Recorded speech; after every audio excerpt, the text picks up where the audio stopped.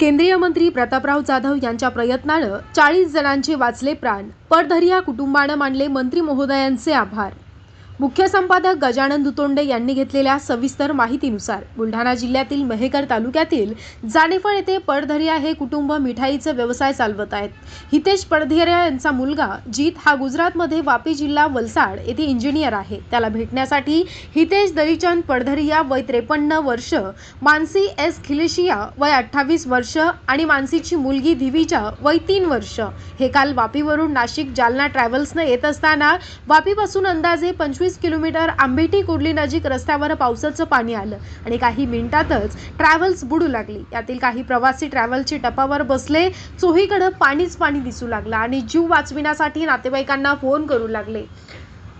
डोळ्यामध्ये मरण दिसत असताना हितेश यांनी जानेफळ येथील राजूभाई पडधरिया यांना कळवलं. राजू यांनी जानेफळ येथील सामाजिक कार्यकर्ते तथा बुलढाणा उन्नतीचे निवासी संपादक डॉक्टर कृष्णा हावरे, कार्यकारी संपादक हिम्मतराव आवले यांना सांगितलं. याबाबत जानेफळ पोलीस स्टेशनचे ठाणेदार शरद माळी यांना रात्री भेटून सांगितलं. तेव्हा ठाणेदार माळी यांनी वरिष्ठांना तात्काळ कळवलं.